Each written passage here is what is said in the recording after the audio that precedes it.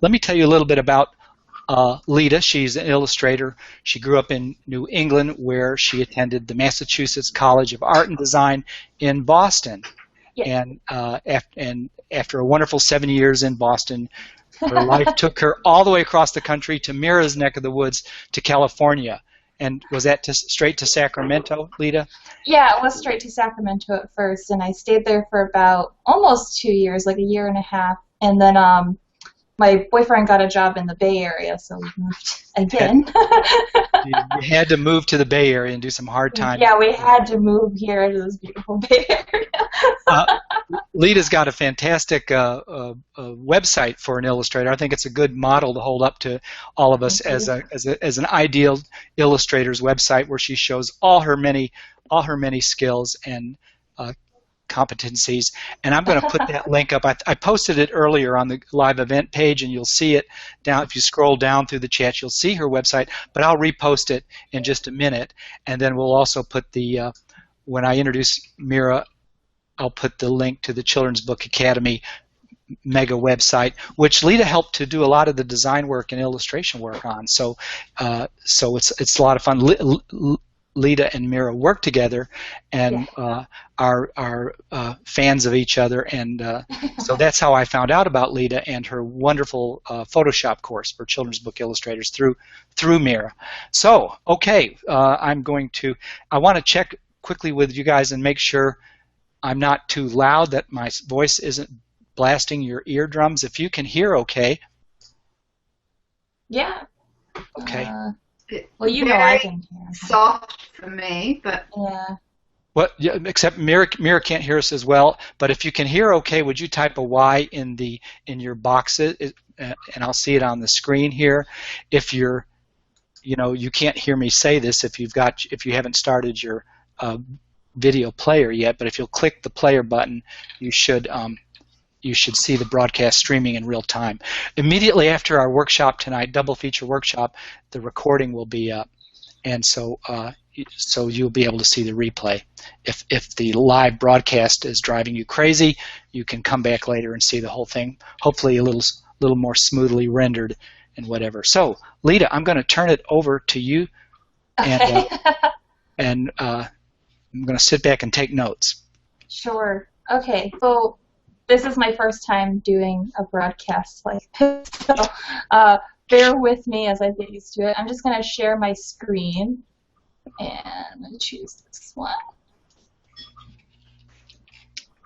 And if you guys can confirm, can you see my Photoshop is up now? Yeah, I can see it. But okay, great. I want to make sure it's working, because when I put this up, I can't see the other window. Let me just say quickly, too, for those who haven't been on a Hangout live event before, if things appear to be frozen suddenly, it helps just to refresh your screen. And so just refresh best, Okay, just want to get that. Yeah, okay, so what I have up here is obviously Photoshop, and since that's what I'm going to be talking about. And this is a sketch I did. It's a self-portrait of me with my pigeon ragweed. It was for this project called Meet the Artist, which was a meme that was going around from digital artists. But so I'm just going to show you how I work. And so let's see how to start. So with the Children's Book Academy, you get a really good benefit of working with people and teachers who really, really, really care about you and really care about where you're going to go, and making sure that you are getting as much information as you can, and feeling like you're in a good place to succeed. So we really like helping with that, and that's why we have the interactive Facebook groups, and we check those every day basically, and we have a lot of me, including Mira, and whoever are the co-teachers for Mira's other courses, will always check in on that, as well as Mira's assistants, who are so ridiculously helpful. So you always get this really great sense of community with the Children's Book Academy that you don't get at other courses, or online courses specifically, like like lynda.com, which is you just watch videos and you don't actually get to talk to anyone. And while my course offers like tons of videos as well as a lot of text for everyone to read, it's much more interactive and friendly and exciting. So I guess I'll just talk about what I'm going to do. So I'm going to pick a skin color for myself. And this is just my swatches panel that I'm scrolling through here, and I'm going to pick an arbitrary one. And I'm using my brush, and I'm just filling in my skin color. And you'll notice down on the layers panel, I have the sketch layer, which is that brown stuff, and the lines, which are my finished like sort of ink lines. And I put my glasses on a separate layer because I actually wanted them to be purple instead of black, which is what they are in real life. So just a little added thing. And I had done this beforehand if that wasn't obvious already, but I sketched it out with just like, I have this pencil brush, and it's really easy to just be very loose and use the eraser, just erase parts. It's not like a work of art or anything. And if you'll see these little chunks missing here, it's when I take the lasso tool and I can select any area, and with the move tool I can move it around. So Photoshop is like, if you're like me and you're not a perfect sketcher, like whenever I draw things I can't get it exactly in the right spot most of the time, you know, instead of having to erase it and then redraw it again like in traditional work, Photoshop you can just select it and move it to wherever you want in the drawing. Oh, and there's also the wonderful thing called undo, which is my favorite. It's just Control Z or Command Z if you're on a, hit save, if you're on a Macintosh. So if I just keep going back, I can just completely undo everything I've done basically.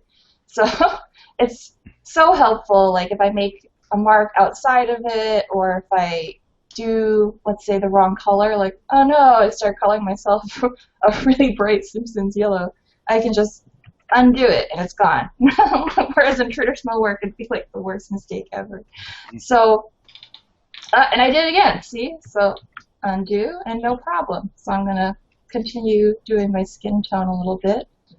And so, as I mentioned, there's a lot of video tutorials, and they are sped up a little bit just because I'm not a quick artist. It does take me a little bit of time. So if it were in real time, you'd be very, very, very bored. They take hours.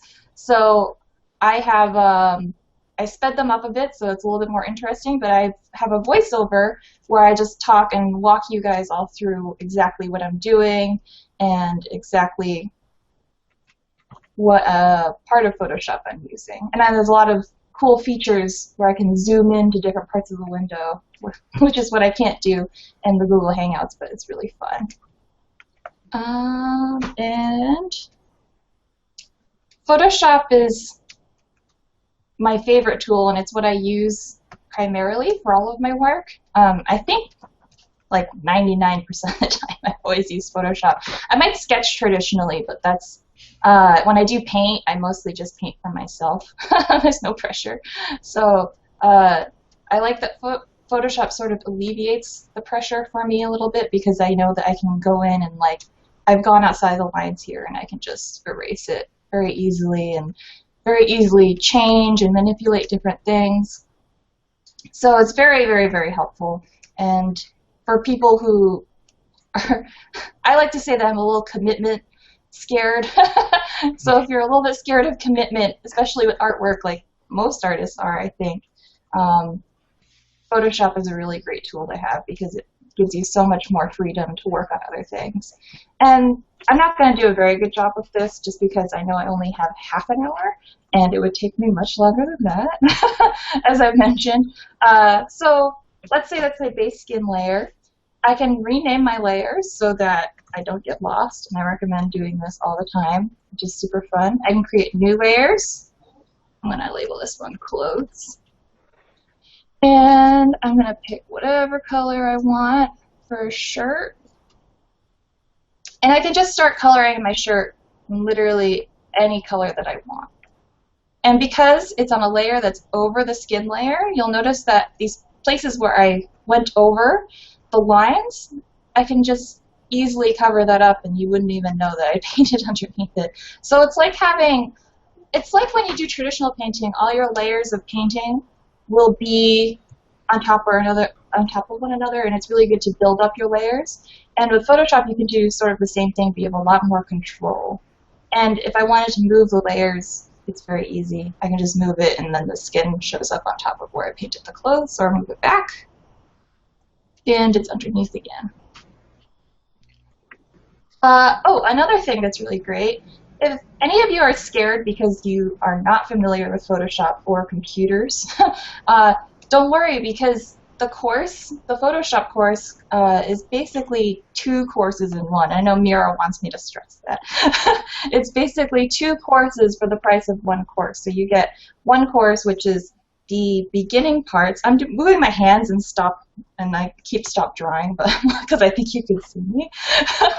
But so it's 2 courses in one. The first part really shows you just all of the bits of Photoshop that you would need to know.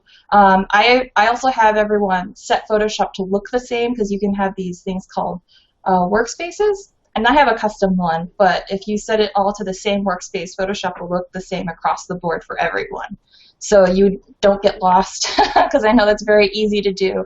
And with computers, they're fairly complicated. So, but yeah, so the first course walks you through. It's especially good for illustrators who are mainly traditional illustrators and who want to just use Photoshop to tweak their traditional work. So if you're a traditional painter, you can use it to tweak your painting. One of the great things that it can do, and this is shown in the first part of the course, so you get it really fast, but let's say if I don't like this color that I've chosen for my shirt, I can really, really, really easily change it by going to an adjustment menu called Hue and Saturation. And I can just drag the slider around, and you'll notice that the color of my shirt changes. And it can be whatever color I want. I can also change how saturated it is, so I can make like a neon green shirt or a neon yellow, or I could bring the saturation down so it's more of a muted blue or whatever color I decide to change it to. So that's super helpful. So if you painted one of your characters and you actually don't like the dress color you gave them, or even if the skin tone is a little bit too alien, which happens with me a lot, it'll just be a little bit too pink or a little bit too purple or something, you can really easily just do the skin tone, and I can even show that with here, where I could move the skin tone to be a little bit different. You could make an alien where they are just having a completely out of this world skin tone. But so that's something that's very helpful. Another thing is that you can change. So if you've done a sketch, I'm just going to hide my other layers here so you only get the sketch. If you've done a sketch and the lines are pretty light, you can do this thing called levels, which I brought up here.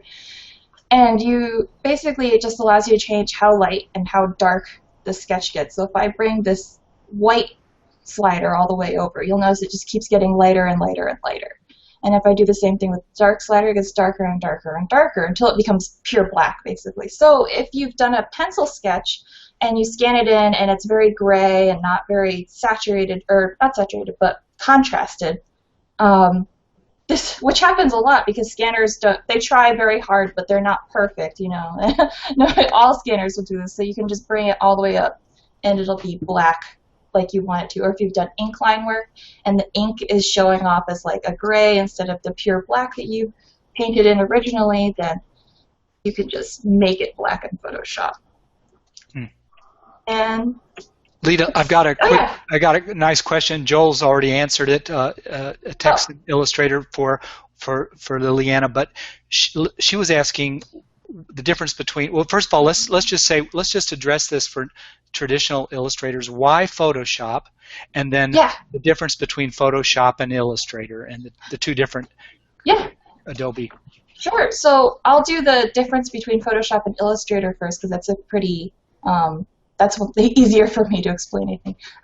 So the difference is that Photoshop is, let's see, Photoshop is how is to make things like paintings, which there's variations in the brush and there's variations in the color, I mean not the colors, but in like the shapes can be easily rough or soft edges. And Illustrator works in these things called vectors. And what a vector is it's basically a sharp edged shape. So if I draw, actually I'll just do, Illustrator basically works like this shape tool. So I'm going to drag and draw an oval. I'll just fill it in with like a bright orange color here. And so what happens with vector work is that you can resize it to any size and the edge will stay the same. And while this does happen in Photoshop, once it's saved as a JPEG, it becomes what's called a raster image. I explained this in the Photoshop course too. Yeah. But it becomes what's called a raster image, which means it has pixels. So if I set that shape, and I'm going to zoom in really, really, really far, you'll see that these little squares pop up. Oh, this is so, I'm at 12,000 or 1,200% right now. So each square is a pixel. And if this were a vector shape, it would still be a clear, like, even, smooth line without any pixelization showing up. And so vector illustrations are really great for things like logos that need to be printed at different sizes. But for things like children's books that pretty much have a set size, you can totally do illustrations with Illustrator, and I know a lot of artists that are really amazing at that, but Photoshop gives you a lot more freedom. Let's see, it's hard to describe. So like with Illustrator, you can have these gradients to use for shading, but otherwise to make shading, you kind of have to just layer shapes on top of each other, and you can do that by changing the opacity. So a shape would be less opaque and they'd build off of each other. And for some people that think that way, it's really fun. And it is fun just to do in general. Like I've done a few illustrations like that, but I much prefer just like the painting feel to it. And so I hope that explains it a little bit. Yeah, it kind of does, and Okay. and I know there are different good reasons for either one. But Yes. what would you say to the traditional illustrator who works in traditional medium about why Photoshop, why bothering to learn Photoshop in particular, since that's your So so obviously the world is moving towards a very digital end, you know. I don't know the word, but a lot of editors and art directors will really prefer that you send digital files and not just traditional pieces, because A, it's cheaper, and B, it's safer, because you will keep your original artwork and you can scan it in and bring it into Photoshop and change it however you like, and you can send it to the art director and they have their high definition copy, but if they lose it or if something happens on the internet where the file gets destroyed by some sort of disaster, your original piece is still there, so you can still send it to them again and your original file is still there. Whereas if it was your original piece that you were sending and it got lost in the mail, it's gone forever, and then they have to pay you to create a new piece of the same exact page, which is probably not exactly a very happy thing to do. I would be really, really sad if my work got lost in the mail. But another thing is that, like I was trying to say, is that Photoshop gives you so much freedom to change your traditional work. So if you have a painting, I don't have a painting, I don't think, but if you had a painting and you wanted to, again, like just change some aspect of it, or even move a character from the left side of the page to the right side of the page, or flip them so that they were facing the other way, which I can do really quick. And whoop, that was actually the one layer, but you can flip them so they're facing the other way, and if you're doing this traditionally, you could definitely do it through a scan, but if you're only a traditional artist, then you'd have to repaint the entire thing, or if you wanted to move, like if I wanted to move my ragweed character so that he was not on my arm anymore, but instead, I'm doing this poorly right now, but if he was not on my arm but instead on my shoulder, I could fairly easily flip him around and move him to be on my shoulder here. And I'm doing this very quickly so you can all see, but Leda, you're doing great. okay, Yeah, great. wow, Leda. And you can erase it so he's just over here. I made him look a little bit creepy.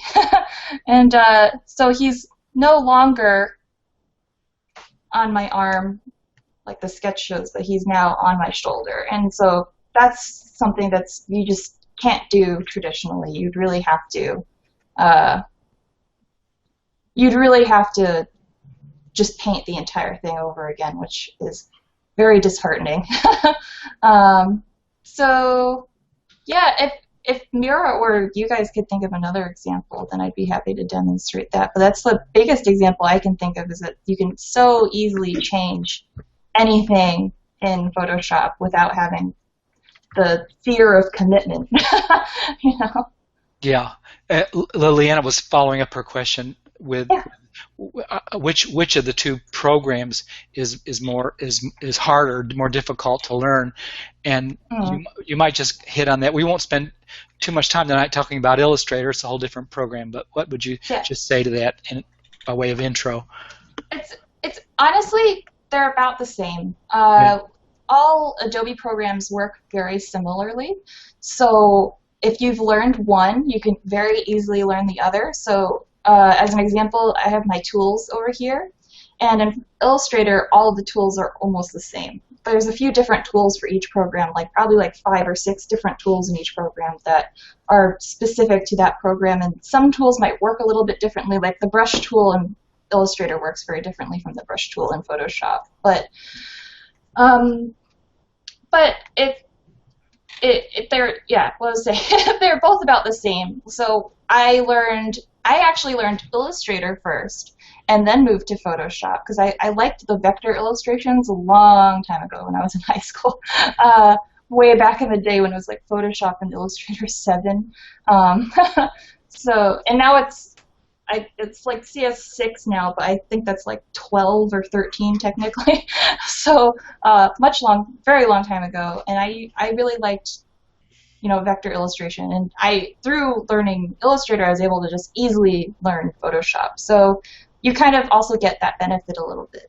Oh, another thing is that in the Photoshop course, you get a free InDesign tutorial so that you can easily figure out how to lay out your picture book or chapter book or whatever, because it's all basically the same principle, is just the different sizes. And you walk students through making their dummy, their picture dummy. A picture book dummy, or any book dummy. Yeah. Mm-hmm. And so that's a really nice added benefit. So it's real, and like I said, because I recommend taking that going through that demo at the end of the course, but because you have gone through Photoshop with me, InDesign will be much easier to understand, and I didn't have to spend really any time describing the in-depth nuances of InDesign. Whoops, keep hitting that by accident. Now, you're still talking to us about layers, aren't you? And that was, you just moved a layer over with that little pigeon. Yeah, so that would be a layer sort of. Pretty much layers are really absolutely indispensable, and just they make your life so much easier, and that's why I say it in the course too, but I recommend always using many layers. So even just with the minimal stuff that I've done now, I have 6 layers about. I actually would have had more, but I put my hair and my shirt on the same layer by accident. Okay. Which is actually, this is a good example, I guess. It's very easy to move it. I can just select it like this and then I'm going to do control, or I'm just going to do a cut, and then a paste, and it goes right there, but it's on a separate layer. Yeah. And not with the shirt anymore. So that's like, Wow. that's another thing. Love it when that happens. Or when it's easy to move them, at least sometimes, if I've painted too far. Okay. Let's see. I'm looking at my notes really quick just to make sure. Unless you have something to prompt me with. Well, we're talking about layers tonight and brushes and Yes. merging pieces of art. Yes. And so if you guys have some like burning questions, urgent questions about these techniques that she's showing us or the steps she's going through, go ahead and put them in there. We'll answer the ones that we can, but we'd like to save the more general questions or the questions about the course until the very end of both programs, you guys, for all of you out there. So so right now let's focus our questions on what she's showing us, and then we can talk more generally at the very end. Yes. So I'll talk about brushes next, since I think that I'm getting slow on time. Do you get used to having all those layers open and be working with all? It seems like a very linear way for a lot of us. You do get used to it. Don't worry. It's once you've it's like learning a new medium. You know, once you've gotten used to how the medium itself works, it becomes second nature. Like I actually find if I'm painting traditionally, what I'll do a lot is I'll hit Control, or my hand will do the muscle memory of Control Z or undo when I'm just on my desk. Or there'll be plenty of times where I'm like, oh, I wish I could make a layer. This would be so much easier. Yeah. Well, I remember there was a time when mixing colors in watercolor or acrylic seemed like a very tedious, labor-intensive, linear process, and of course it's second nature very quickly. So I'm glad to hear it's the same kind of thing.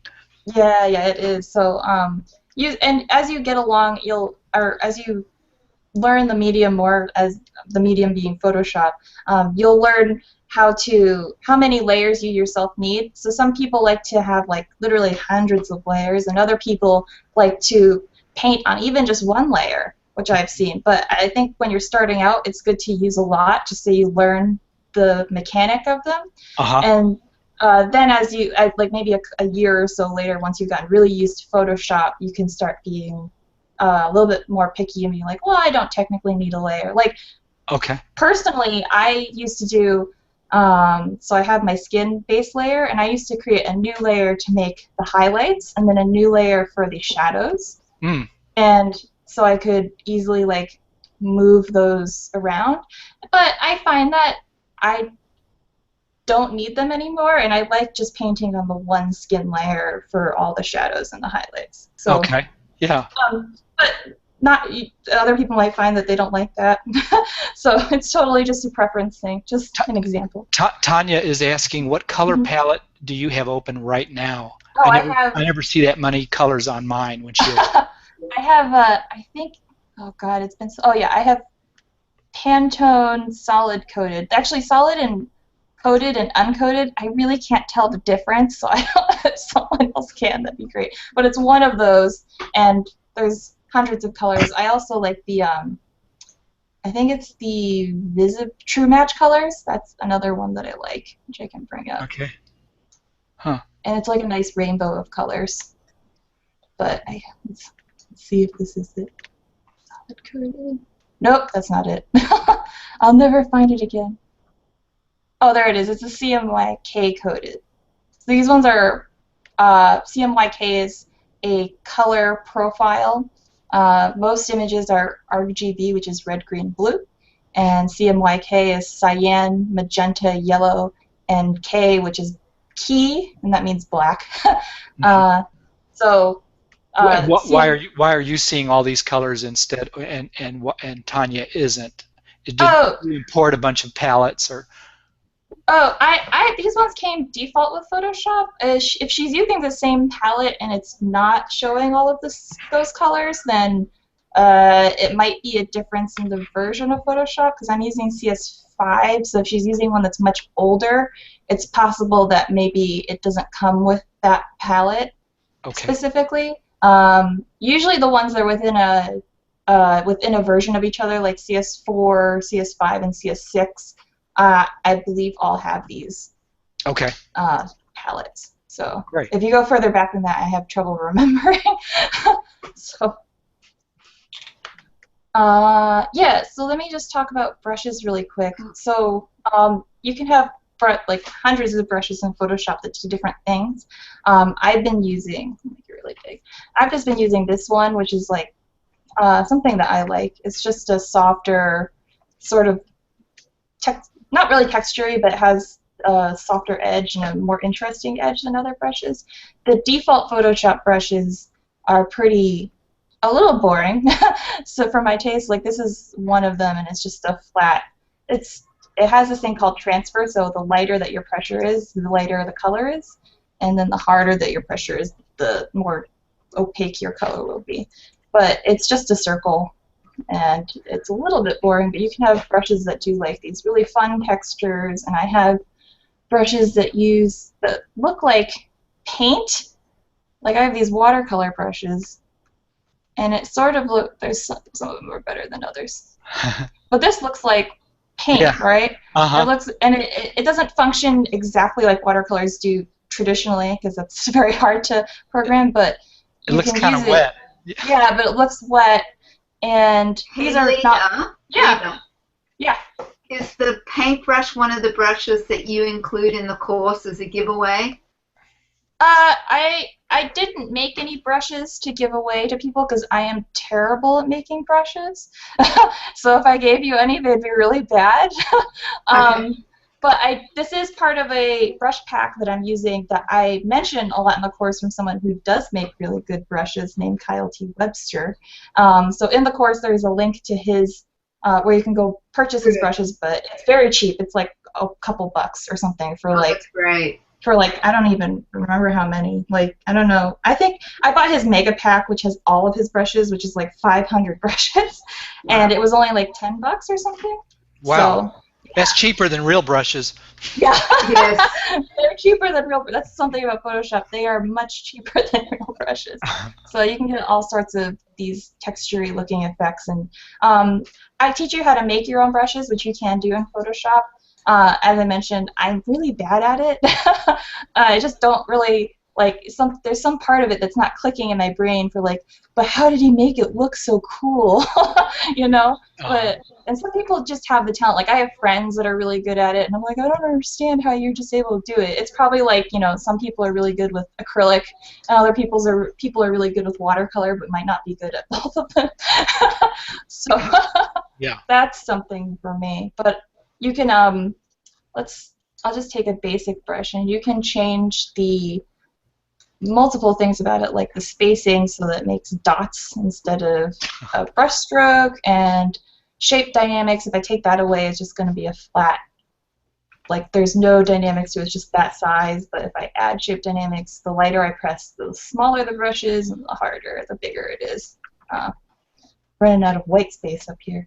And I go through every single one of these. It's one of the main lessons in the Photoshop course where I walk you through the entire process of making a brush and all of these options, which are very in-depth. So we don't have time for them. I don't know if this is a brush question or not, but yeah. Kara's asking, I'm not new to Photoshop, but I'm always looking for the most streamlined way to bring textures into backgrounds to keep a handmade look. Any tips? Yeah, actually, Mira mentioned to me that she really wanted to do it. Yeah, I'll be covering that, love. Great. Yeah, so Great, she'll be showing it to you in a little bit. But yeah, definitely very easy to bring textures into Photoshop. Let's see. Okay, so I think, like, are there any other brush questions that you can see, or possibly other? Okay, Mary's asking, do you have to have CS6 to take your course? That's a course question. We really should have course questions. Yeah, you say no. Yeah, I mean, in fact, you say something interesting in the course itself. I remember a line that you said: some illustrators who are working today, some top illustrators, are still using the very first Photoshop program they bought that when it very first came out. So they are, which is crazy. So I know and they're really good artists too, which is what's crazy. Yeah. I'm like, man, you guys really did it. I don't need to update. I like to keep up to date just because I'm that kind of person, but curious. yeah, I'm just curious, and especially if there's certain, like, they always introduce new tools and stuff, like something that they don't have in older versions of Photoshop is like a content-aware fill, which means that Photoshop decides what to fill into a space because of what's around it. It's very complicated, but you can go watch videos of how it works. It's one of Adobe's prized features. But back to the course questions, that no, it's a little bit yes too, because if you do have Photoshop 7 or something very old, it's going to be very different. And that's just because Photoshop 7 is almost 10 or 12 years old now, so they don't even sell it in stores, I don't think. So if you're looking to buy Photoshop for the course, then you can totally get, you'll be getting like a more modern version. One of the students that I have currently is using CS4, and there were a couple differences, but she asked in the Photoshop group if she was confused about something, and I was able to show or tell her exactly where it was located. Like there was something in like the layers panel was in a slightly different place, and I was just and I added that into the course as well. So now future students with CS4 will have that information as well, so they don't necessarily have to ask in the Photoshop course Facebook group. Great. But I'm very, very responsive to questions on the Facebook group because I want to make sure everyone is getting their fill. Oh, I just noticed in the chat that someone was asking if I'm using a Cintiq, and I am using a Intuos tablet. That's the tablet brand or name. It's from Wacom. I use an Intuos because I am too poor to afford a Cintiq. The Cintiqs are very expensive, and I do have a tablet guide that's like 5 or 6 pages long. I don't know. It's a very long tablet guide in the Photoshop course that walks you through not only Wacom tablets, but also alternative brands that are a little bit more affordable, but apparently just as good. I haven't used it personally, but I've seen a lot of really good reviews for them. So when I need to upgrade, I'm actually going to get one of those off brands because it's just a little bit kinder to my wallet. Okay, great. Interesting. Yeah. Oh, and Lisa mentioned in the chat that there's a free trial of, you can get a 1-month free trial for Photoshop online. They offer it for, actually, Adobe offers it for all of their programs. You can get a 1-month free trial. And if you're going to do the course, it's about 1 month long if you do it every day, I would say, possibly. Like every day for like 8 hours. Like if it was your job. So yeah, or like 4 to 5 weeks. Leda, can you let folks know that it's time flexible? Oh yeah, but it is time flexible. Yeah, so it's a self-paced, so you have it for a full year, and you can take as long as you want to learn it in that year. So there's no rush, at least on our courses side. So yeah. Okay. Okay. Do you want to move on to merging? Yeah, merging and pics? I just have to open up that file.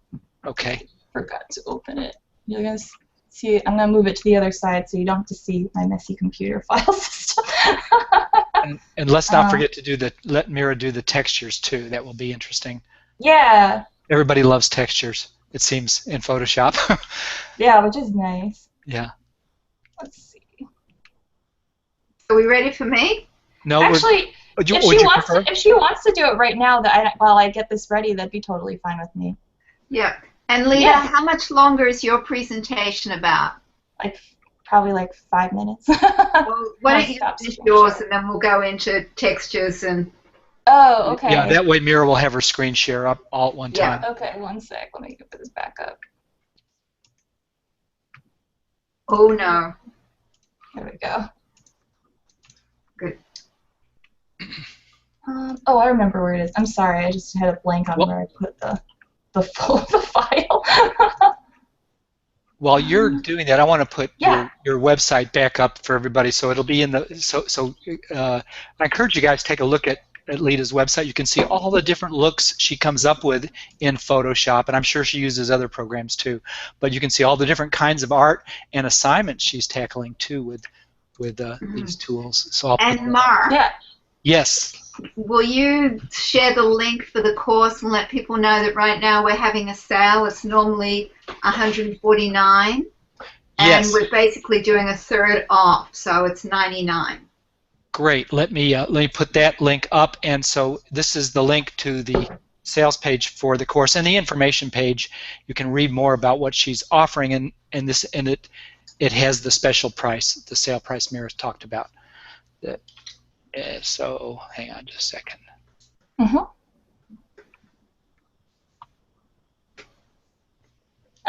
So yeah, is it okay if I talk? Yeah, it's great. Okay. So here are the files. This is an old painting of mine. It's a watercolor painting that I did of. It's just a montage of how they make dyes.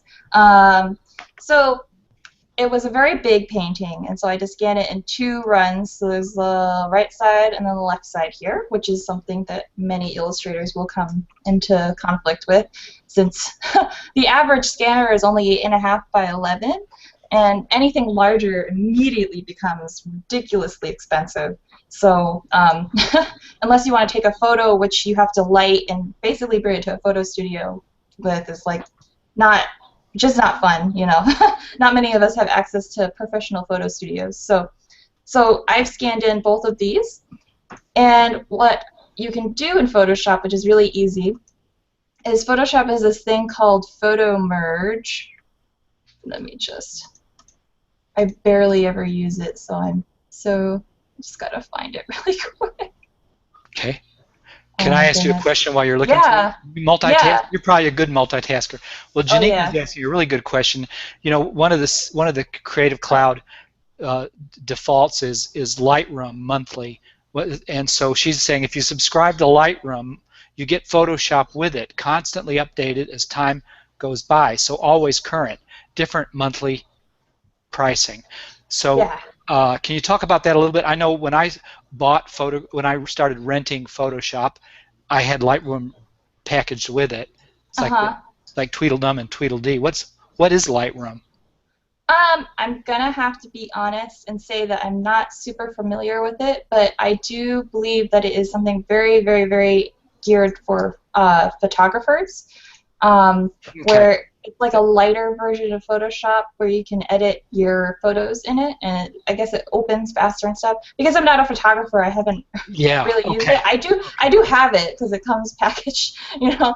I just never actually used it. Yeah, Photoshop was originally put out there as for photographers, wasn't it? It wasn't, and then somehow the artists. Yeah. So. Okay. Okay.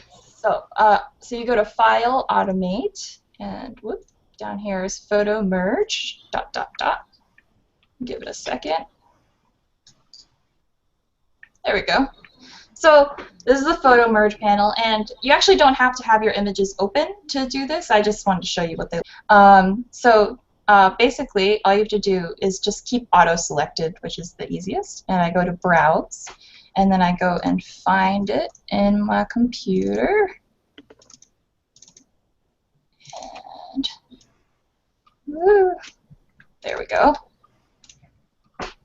And then I just click, so I've got 1 and 2, like I have up here, and I just click OK. And it might take a second as Photoshop figures it out. There we go. Almost done. Hey, Annika's asking, are you scanning traditional artwork, or are you drawing on a Wacom or both? Tablet or both? Wacom, whatever. Yeah, whatever. I actually don't even know if it's how it's supposed to be pronounced. But I am drawing on a tablet almost 100% of the time. So the girl character, she was drawn on a tablet. Yeah. Yes, 100% on the computer. Very fine. Yeah, I just have like I said, I have this like brush that looks like a pencil, which I love. So it doesn't need to look like a pencil. It's just more familiar because I started out traditionally. Anyway. And I've heard Wacom because it's in the state of Washington. I don't even know. Have you heard that rumor that they're located there? So. Is that where they are? I know that they're like a mainly a Japanese company, I Okay. I don't know. However you want to pronounce it. Okay. I'm sure the people will be able to figure it out. Okay. But so yeah, so this is the photo merged image, and Photoshop did all the work for me, which is great. You can see here in the layers panel that there's the two images together. And if I hide one layer, you can see that Photoshop cuts out its own little outline, and it fills it in with the other image. So if I were going to do this manually, which you can, you have to sort of finagle it and, like, you know, move it just ever so little. I mean, I guess I could demonstrate it really quickly. Let's see. That's not wide enough. Also, I think I just heard a cat. No, that was some young people outside my window. Oh, never mind. I thought it In was a one truck. of Mira's cats. I'm excited. They sounded a bit like a cat. Yeah. So I can move this from one file to another, which I go over more. I'm doing it very quickly here. And just kind of hopefully place it correctly. And what you can do is you just bring down the opacity so it's see-through, and then you just kind of move it so that it's correct. But you'll see that because of when I scanned it, I couldn't put the paper down completely flat, so there's a little bit of overlapping here, you'll notice, Yeah. where the paper just, like, even it's like tilted a little bit. You can notice it going back and forth. It's just from how it was scanned, and I can fix that manually, but it takes so long. This is how it was. That seam line, those seam lines, do those disappear? I'm thinking how to correct an image on the left-hand side of your double-page spread watercolor. You know. Yeah, I can move this in and out too. I can move both of them totally, and like this one moves separately, and then this one also moves separately. This is getting a little weird. I'm like very handy. Yeah, so it's very, very helpful. And if you prefer to do it manually like this, then that's totally fine. If somehow one of the scans was smaller than the other one, you can increase or decrease the size of the scan so it would line up, but these ones are actually the same size. So, but yeah, I could totally make it smaller. Wow. It's very easy to resize things in Photoshop. But anyway, so it is a little bit, like, it kind of works, but not really, and I have to make sure this edge isn't visible and all that stuff, but if I just have Photoshop do it, it's just perfect. So you could merge photographs together to make a banner.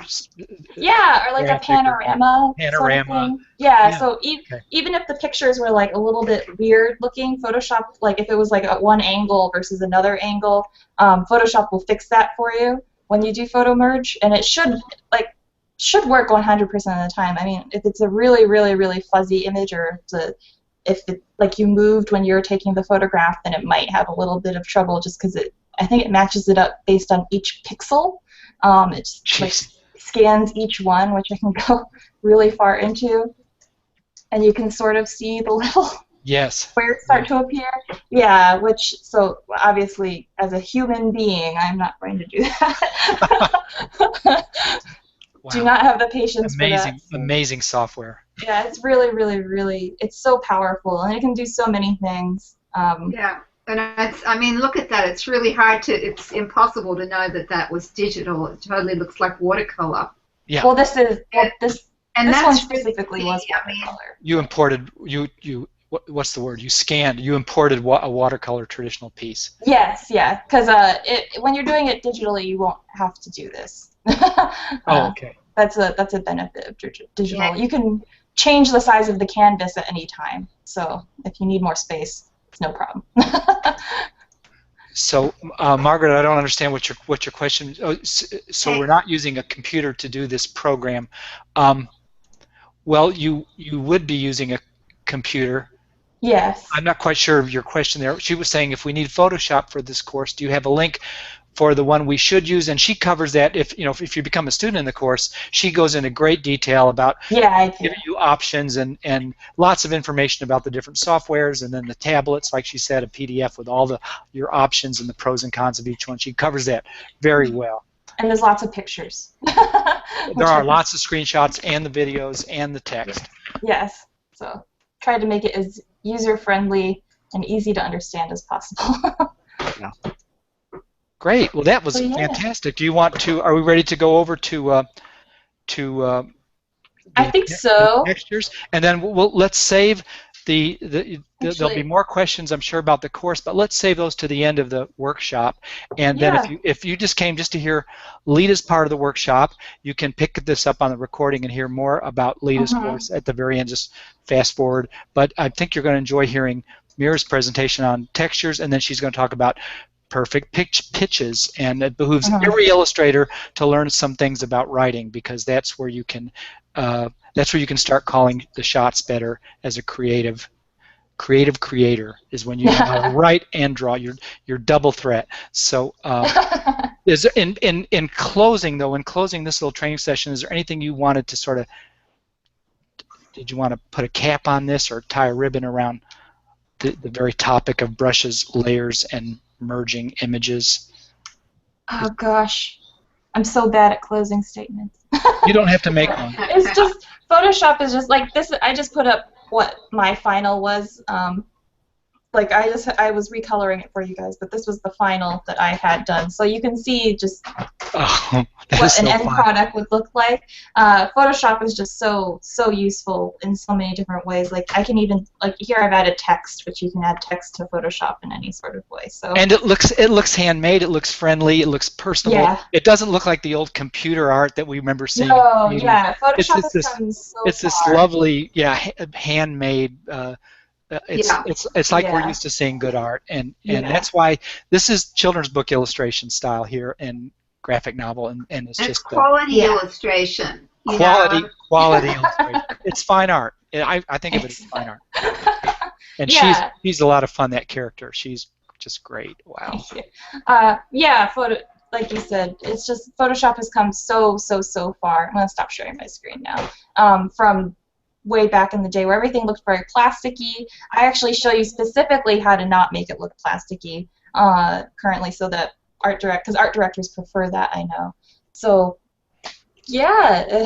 Wonderful. So, Leda, can you stick around for the end for questions? Yeah, I'm going to stay here the whole time.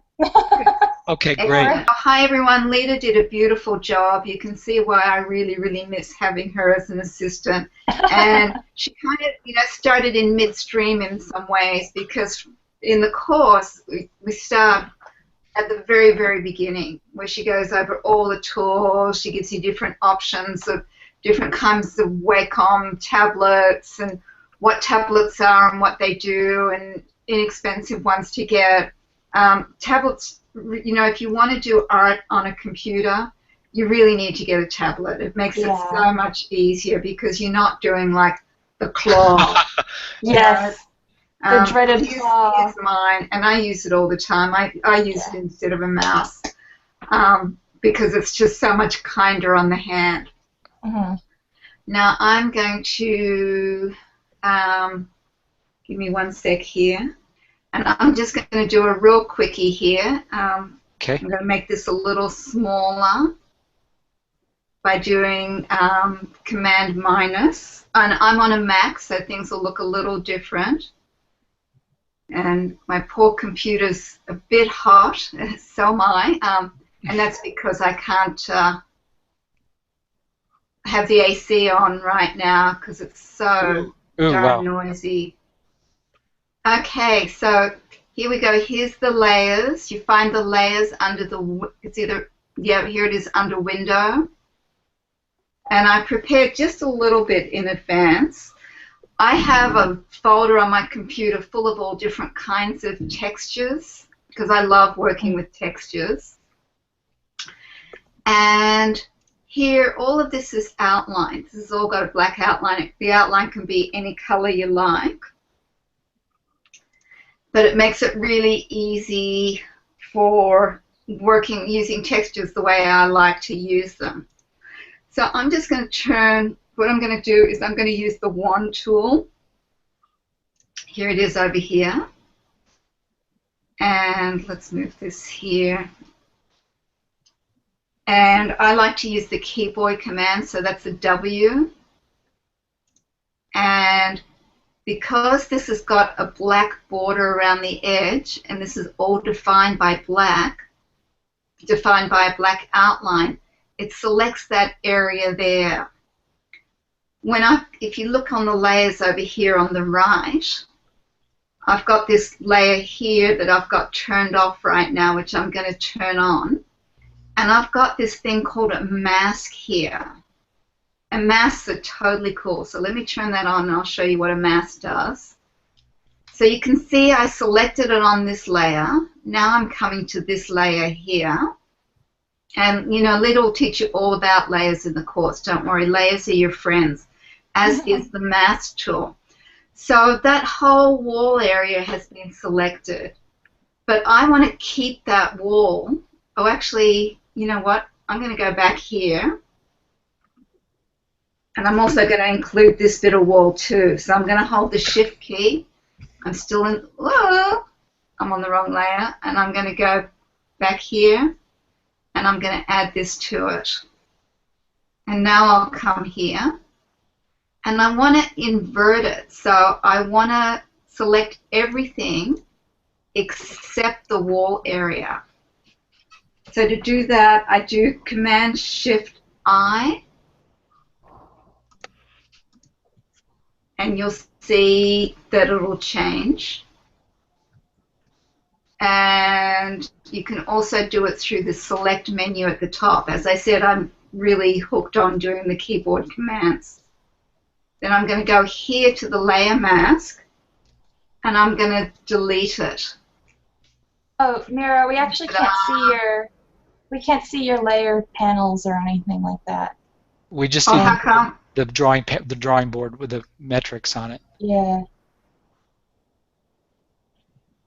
You can't see my layers panel? No. We can't see your workspace except for the drawing itself. Yes. Oh, that sucks. Why is that? That's kind of, I don't know, it's very weird. Oh, did you tell it to show the entire screen or just the window or active program or something? Because something about Hangouts is it asks you to choose what you want to share, and if you choose like just the window, it'll just show. If you chose, it's a bunch of options and they're not very clear. Okay, I'm going to stop screen sharing and I'll do it again. Try it again. Oh, that's a good idea. Okay. This is also a tutorial in the course as well, so if we're There's also a tutorial on Hangouts themselves. yeah, right. So here it says Google Hangouts would like you to share the content of your screen with plusgoogle.com. Choose what you'd like to share. And there should be one that just says screen one or... here it is, entire screen. Yeah, there you go. Thanks, love. Ah, it's me. Here we go. So can you see my lovely layers now? Yes. Yeah, we can. Yay. Good. And so here, this is the mask tool. Here's what it looks like when it's masked. I deleted, remember I inverted, and then I deleted everything except the wall area that I had selected on this layer down here. And when you use the mask tool, I always like to use it on erase. Leda likes to use it with the brush. But with the erase, you want the black at the bottom because the black is what the mask is. And so you see how it's masked here. And what's beautiful about this, I'm going to deselect this. And I'm going to go in and I'm still on the mask layer. I'm going to toggle that black to the front. And I'm still in the erase tool. Oops. Now I'm in the brush tool. And I'm on there. And so I can totally bring that back and forth. Now I'm going to bring it back again. Let's make that brush a little bigger. So you can either do it with the brush tool or you can do it with the erase tool. Here I'm going to do the same thing for I'm going back to and let's see how I've got some of these labeled. Leda's much better than I am at labeling things. Leda's pretty amazing, as you've probably Thank you. figured out by now. And it was pathetic when she was leaving. I was pathetic when she was leaving.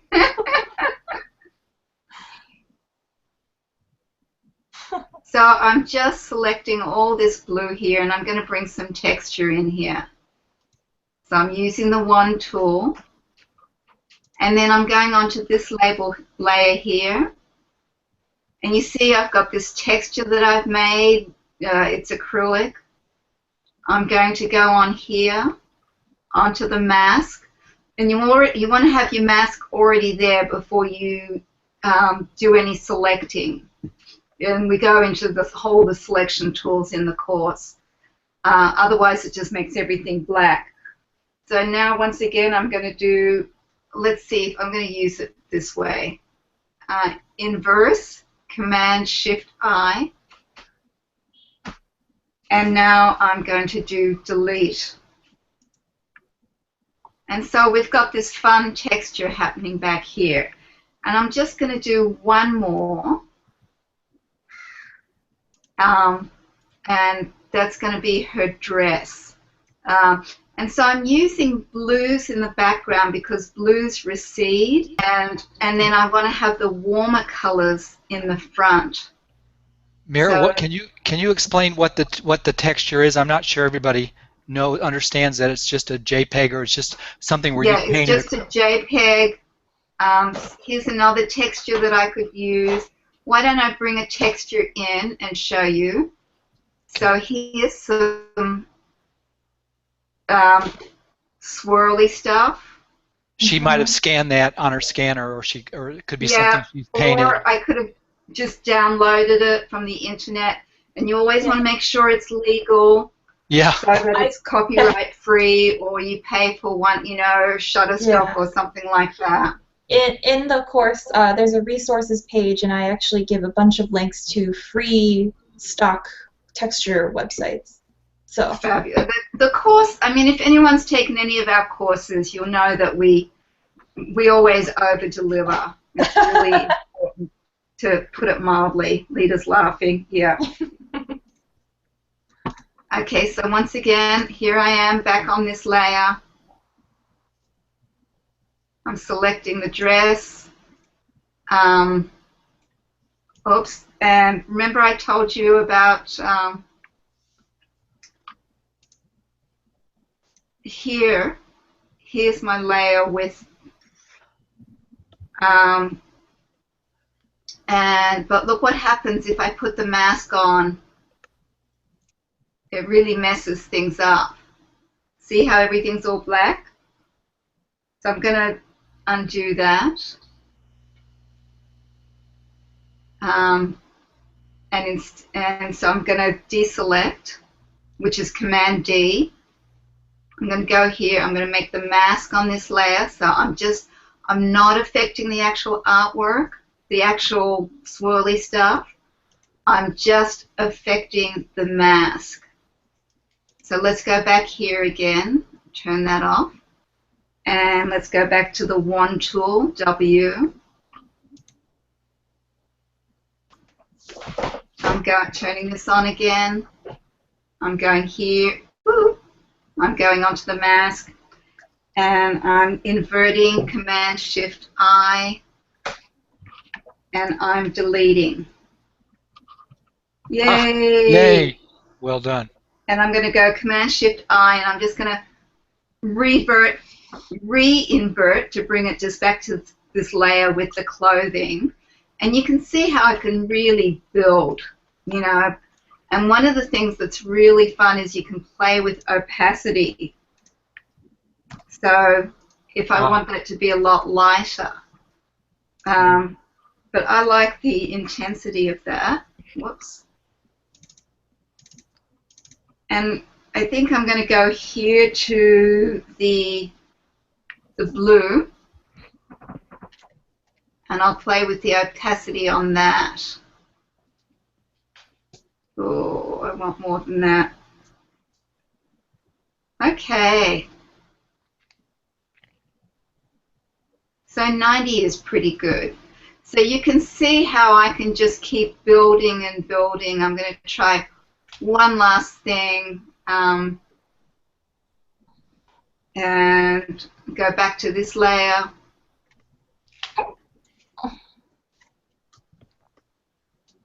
Oops, I'm turning this on. This is rather lovely, isn't it? It might be too close to the skin color. I don't know. Make that a mask. Turn it off so I can see. Go back here. Select the table. I mean, it's so instant gratification. Command-Shift-I to invert and remove everything except the areas that I want. And ta-da! Ta-da. And it is too close to the skin color, but there's so much that you can do to change that color. And oh, I would so love to show you, but Leda shows you all that stuff in the course. Well, let me show you just real quick. So I'm just copying that.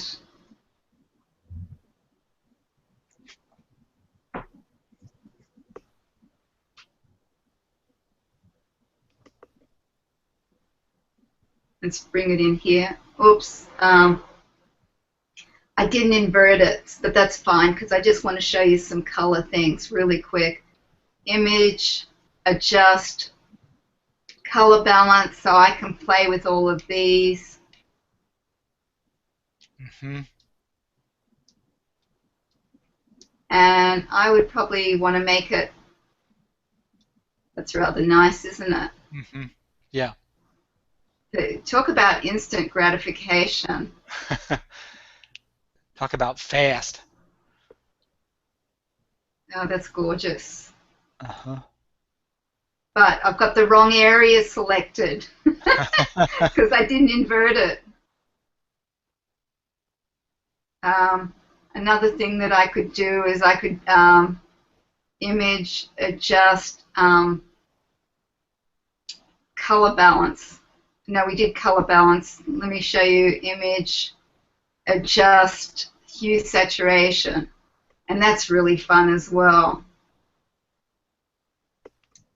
Yeah, I went over that briefly. You went over this? Yeah. Good. Okay. So there we go. That's it for layers from Mira.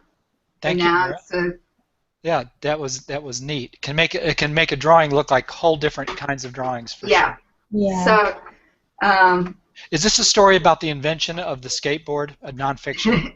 no, it's why Mona gets her smile, and it's a little kid that makes up this whole story. It's because she sees the word macaroni in the sky, and then she wants to figure out what macaroni is, and she's an inventor. We've got this little white thing here, and I'm not sure what that is. I'll figure that out later, but it'd be fine. There's so many ways to correct any boo-boo, but that was just a quick and dirty look at working with textures. And you can totally build textures by putting different layers and fooling around with the opacity. You can also do different kinds of, lighting, and it's so amazing what you can do. And the course is pretty phenomenal for teaching all of that for only $99 right now. Yeah, it's a fantastic course, and it's. I might even make a little review video of it and put it up so you can see some of the interior of the course and just all the content that Leda and Mira provide. And Leda is so thorough and so personable, user-friendly. It's just a great way to be introduced and then to go to the intermediate level in Photoshop, in my opinion. So anyway, yeah, great course.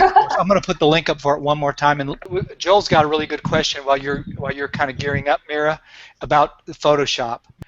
Leda, he says, how do you know when, this is a great question, when you have over Photoshopped a piece of art? So that is a really good question. So it's kind of also related to how do you know when you've overworked any piece of art, but a good way to tell how you've overworked a Photoshop piece is, at least something for me, is that often when I'm working on something, I might zoom in a little bit too far, which is a little bit of a great thing and not so great thing about Photoshop. And I'll do a lot of detail into this one little aspect of my illustration, and when I zoom out, it's actually only like 1 inch big. And I'm like, Yeah. that's when I need to know that I'm like, okay, I need to like just go away for a second and like really think about what I'm drawing here, because I'm getting too caught up in the details.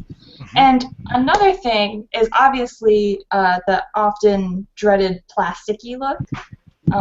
The plasticky look works for certain types of illustrations, but when you're something to stay away from is keeping everything so blended, because in Photoshop you can just keep going. There's no stopping you from blending. Yeah. And you can blend stuff so far that it's just like a pure gradient. And while it's perfect, like a perfect blend, it doesn't actually look good in the end. And actually keeping like a sort of messy, like seeing the brush strokes and seeing like this like very simple looking aspect of the illustration in the background, like really, you would, when you're doing it, you'll say to yourself like, oh, everyone's going to notice that I didn't render that part of the illustration well enough. But there are so many artists that you look at their art and like, this art is beautiful, but then when you look at it really close, you're like, oh, I can see exactly where he used what brush in Photoshop, and like there's like a texture there that I know I have, and like just like these little bits there, it's like I can see all of his brush strokes, you know. So I hope that answers the question a little bit. So, yeah, it kind of does, and I think it kind of goes back to with traditional art. Step away from your piece, step across the room and look at it. Yeah, you really have to step away from it and make sure, or even just go away for like an hour and come back with a little bit of more of a clear mind. So. Yeah, and Annika, the banner art on the Google Live event page, that was actually a Google piece of art. It's not something any of us did, and I'm sure it was digitally done, but it is digital. Talk to it. Yeah. Okay. Yeah. Google has a bunch of artists who are amazing, and you can follow them on a bunch of their social medias. But they're all digital artists. They can look really cool like that. I could actually tell you how this one was done. Yeah? Yeah, but I want Mira to be able to do her thing. So. Leda's will be up for all year. It starts whenever you want. It starts whenever you want at your own pace. You've got a year to go through the material. You can easily do that. Yeah. It's jam-packed, but it's very approachable. You can get through it very quickly and learn so much very quickly. That's what I like about this kind of course. So we won't take up any more of y'all's time, but we're going to end the broadcast. Type your thank you notes in there to Mira. If you have any questions about the course that you'd like them to address, I'm sure if you put your questions in the chat box, they'll get back to you and you can see it on the page. You can see their answers. We'll see you in the next online adventure. Okay. Yeah. Good night, everybody. Bye-bye. Good night. Bye.